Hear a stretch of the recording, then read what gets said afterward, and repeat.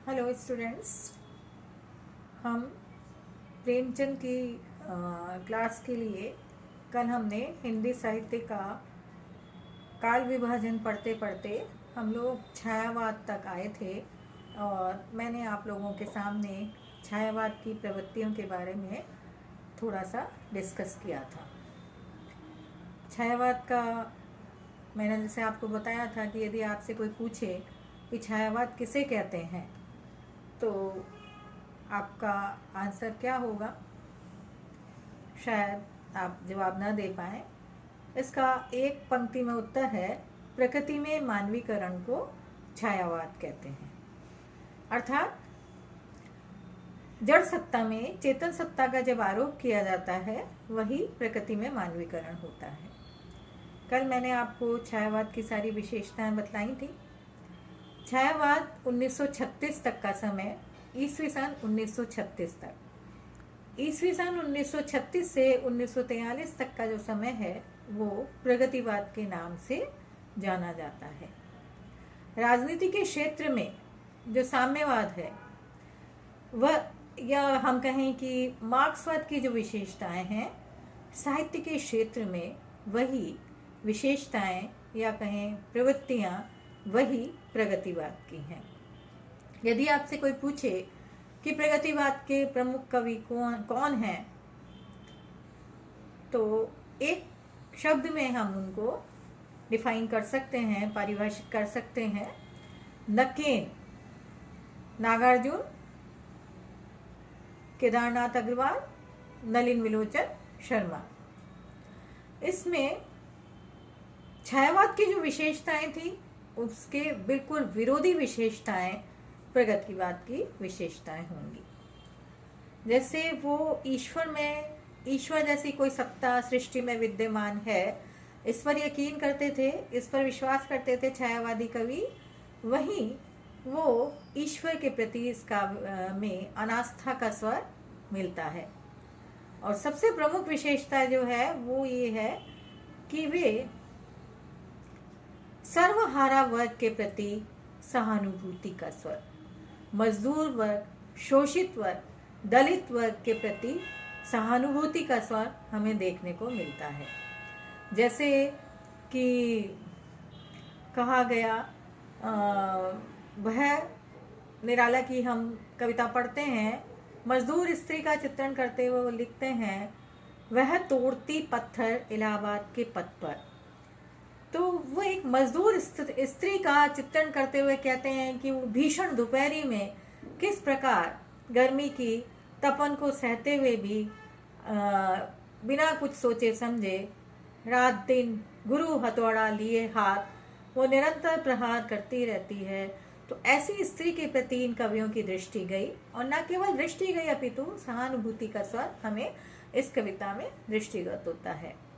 पूंजीवाद का विरोध, सर्वहारा वर्ग के प्रति सहानुभूति, पूंजीवाद, सामंतवाद, साम्राज्यवाद का विरोध, जमींदारी प्रथा का विरोध हमें इस कविता में देखने को मिलता है।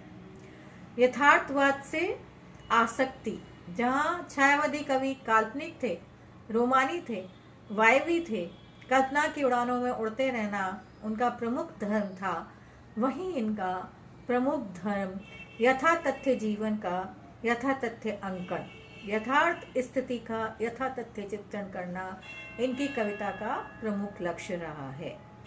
इन्होंने सामान्य जो सर्वहारा वर्ग है उसके क्रंदन को सुना है, उसकी पुकार को सुना है, उसके भीषण गर्मी को महसूसा है, अनुभव किया है। इसके बाद आता है 1943 से 1950 का समय, प्रयोगवाद, जैसा कि नाम से विदित होता है प्रयोगवाद।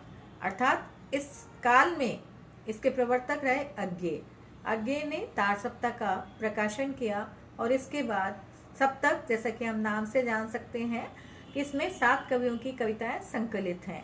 इसके बाद दूसरा सप्तक, तीसरा सप्तक, चौथा सप्तक, अज्ञे, जैसा कि हम नाम सुन रहे हैं प्रयोगवाद। इस काल में शिल्प के संदर्भ में अनेक नए नए प्रयोग किए गए। जैसा कि अभी तक कविता में जो उपमान थे, जैसे अगर सुंदर कमर की उपमा देनी होती थी तो हम उसकी कमर की उपमा सिंह की कमर से देते थे। अच्छे नेत्रों की उपमा देनी होती थी तो मृगनयनी, मीनाक्षी, या सुंदर बालों की उपमा देनी होती थी तो सर्प से, या नाक की देनी होती थी शुक नासिका, बिंबाफल, अधरोष्ठ की उपमा देनी होती थी तो बिंबाफल से देते थे। लेकिन इन कवियों ने इन पारंपरिक उपमानों, पारंपरिक शिल्प, और शिल्प के अंतर्गत क्या क्या आता है, उपमान, बिंब, प्रतीक, भाषा आदि का नकारते हुए जीवन से इन्होंने उपमानों को चुना। जैसे कि मैं आपको बताऊं कि अगर सुंदर स्त्री का है, मैं आपको 2 उपमान देती हूँ, 2। कनक छड़ी सी कामिनी, आपको ये उपमान ज़्यादा अच्छा लगेगा या आपको कहा जाए कि कलगी बाजरे की। कनक छड़ी सी कामिनी अर्थात स्वर्ण की छड़ी के समान, स्वर्ण की एक शलाका के समान स्त्री। क्या स्त्री स्ट्रेट होती है? एकदम सीधी होती है, उसमें लचक नहीं होती, लचक होती है। और तो हमें ये उपमान क्या लगा कि स्त्री के बिल्कुल उपयुक्त नहीं है, क्योंकि ये इसमें नाजुकता नहीं है, इसमें कोमलता नहीं है, इसमें स्त्री सुलभ कोमलता का अभाव है, इसलिए ये जीवन के निकट नहीं है। इसके अतिरिक्त, इसके अपेक्षा यदि हम कहते हैं कलगी बाजरे की, तो वो कलगी बाजरे की आपने देखी होगी खेतों में किस तरह से लहराती रहती है, तो वो जीवन के अधिक निकट का उपमान है, वो अधिक सजीव है, वो सजग है, तो वो उपमान हमें जीवन के निकट का है। आगे लिखते हैं, अगर मैं तुमको ललाती सांझ की नबकी अकेली तारिका अब नहीं कहता, नहीं कारण यह है कि मेरा प्यार उथला या कि सूना है। सुंदर स्त्री का सौंदर्य चित्रण करते हुए वो नायिका का लिखते हैं कि अगर मैं तुमको लालिमा लिए हुए संध्या के समय में उदित होने वाले एकमात्र नक्षत्र से विभूषित अब नहीं करता, तो इसका कारण ये नहीं कि मेरा प्यार पहले की अपेक्षा कम हो गया है, पूर्वापेक्षा अब प्यार में कोई कमी आ गई है, नहीं, अपितु ये क्या है, नहीं कारण यह कि मेरा प्यार उथला या कि सूना है। कारण नहीं, नहीं कारण यह कि मेरा प्यार उथला या कि सूना है। कारण सिर्फ ये कि कभी मुलम्मा अधिक घिसने से बासन छूट जाता है। अर्थात इन उपमानों का एक के बाद एक सभी कवियों ने प्रयोग किया, तो जो इनका वास्तविक सौंदर्य था, इनकी जो सहजता थी, इनकी जो स्वाभाविकता थी, इनकी जो मौलिकता थी, इन उपमानों में जो नव्यता थी, वो एक के बाद एक घिस गई है। जैसे बर्तन का अधिक प्रयोग किया जाता है तो जो उसकी वास्तविक कलाई है वो खत्म हो जाती है, वो छूट जाती है। तो इसलिए आगे लिखते हैं, अगर मैं तुमको ललाती सांझ की नबकी अकेली तारिका अब नहीं कहता, नहीं कारण ये कि उपमान अब मैले हो गए हैं, देवता इन प्रतीकों के कर गए हैं कूच, इनका जो वास्तविक सौंदर्य है वो समाप्त हो गया है। देवता इन प्रतीकों के कर गए हैं कूच, जैसे कभी बासन अधिक घिसने से मुलम्मा छूट जाता है। तो इन्होंने क्या करा, प्रगतिवादी कवियों ने जीवन से चुना, उपमानों को जीवन से चुना, और शिल्प पक्ष में इन्होंने विशेष ध्यान दिया। भाव पक्ष का तो दिया ही ध्यान, इसके साथ साथ शैल्पिक पक्ष को, कला पक्ष को इन्होंने अपनी दृष्टि में प्रमुखता, प्रधानता दी। यही कारण है कि इसमें नवीन उपमानों का प्रयोग किया गया। जैसे कि नई कविता में हम देखते हैं, इसके बाद आता है 1950 से नई कविता, 1960 के बाद की साठोत्तरी और 70 के बाद की सत्तरोत्तरी कविता। इन सब कविताओं में एक तो जो जैसे पहले हम देखते थे कि कविता निराला जो थे वो तुकांत, अतुकांत छंद के प्रणेता कहलाते थे। इससे पहले कविता क्या होती थी, तुकांत होती थी, तुकबंदी होती थी, उसमें कोई ना कोई छंद ढूंढो तो छंद अवश्य मिलता था।